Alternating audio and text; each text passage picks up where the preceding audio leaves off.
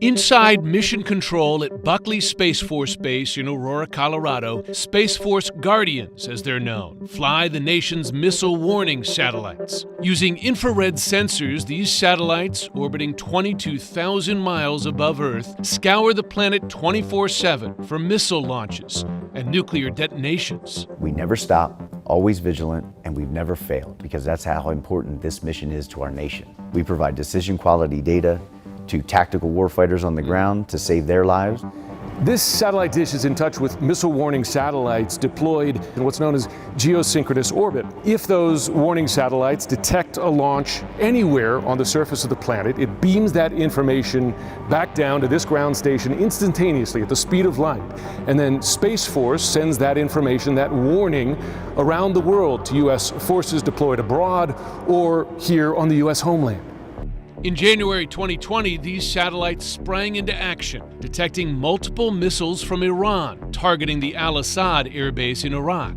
Before those missiles rained down, within minutes, Space Force had delivered a life-saving warning to U.S. units on the ground.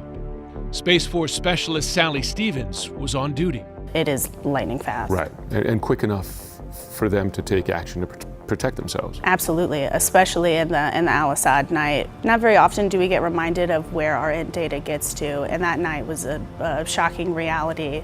Missile warning satellites are just a fraction of the hundreds of U.S. government and commercial satellites monitored and defended by the guardians of the Space Force today. Defended because U.S. adversaries led by Russia and China have deployed weapons to disable or destroy them. Space Force is now an independent branch of the U.S. military due to this alarming new reality. Space, once relatively peaceful territory, is now considered a potential front in any modern war. Space is a warfighting domain. It's the reason that we stood up the United States Space Force as a separate service. So each and every day we're training our operators to deter conflict, but if deterrence fails, to compete and win in space.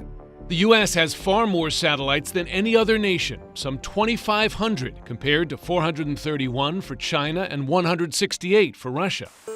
And a whole range of U.S. military technologies depend on them. Satellites help warships and aircraft navigate and communicate.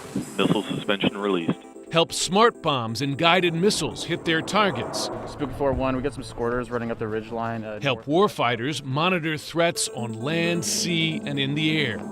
There's nothing we do as a joint force, whether it's humanitarian assistance, disaster relief, or combat, that isn't enabled by space. More than many Americans realize, civilian technologies are equally dependent on space. The nation's constellation of GPS satellites, flown by 2nd Space Operations Squadron at Schriever Space Force Base in Colorado Springs, is the backbone of multiple critical infrastructures. The standard American people will probably use space 20 to 30 times between the moment they get up to the moment they have breakfast. The financial sectors rely on positioning and timing information for precise banking operations and transactions.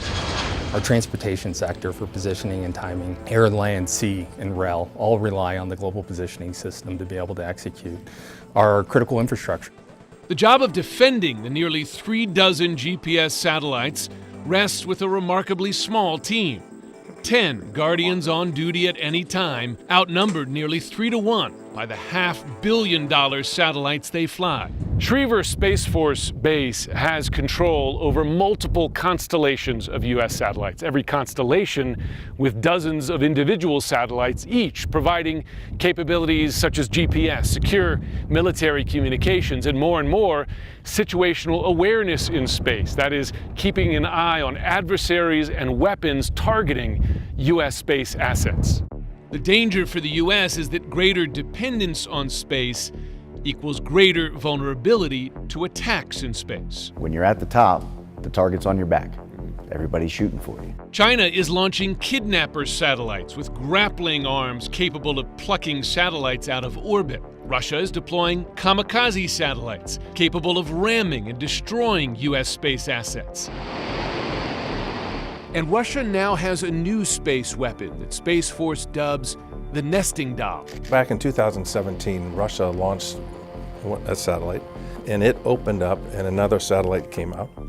And then it opened up and a projectile came out. That projectile is designed to kill U.S. satellites. So in 2019, they did the same thing, but this time they put it up next to one of our satellites. And then we started talking about it. You warned them away. We described what is safe and professional behavior, and it's important. Today, there's no rules in space. It's the wild, wild west. Russia and China also have directed energy weapons, which can damage or disable U.S. satellites from a distance. The age of lasers in space has already arrived. New satellites are being designed with greater maneuverability, shielding to block directed energy weapons, and resiliency so that losing one or a few does not disable the entire system. 8, 7. Space Force commanders welcome the private sector's entry into space since it gives more and cheaper options to get into orbit. Ignition. In June this year, the newest GPS satellite went up on a SpaceX rocket. I would bet on U.S. industry any day. It's a huge advantage that we have. As for the U.S. weaponizing, Space Force wants to avoid a space arms race. Weapons are a last resort from the U.S. perspective? We would prefer the domain to remain free of conflict. But like in any other domain, like air, land, sea, and now space, we'll be ready to protect and defend. Adversaries have already attempted to use space weapons to temporarily disable U.S. satellites. Space war is not science fiction, but a battle already underway.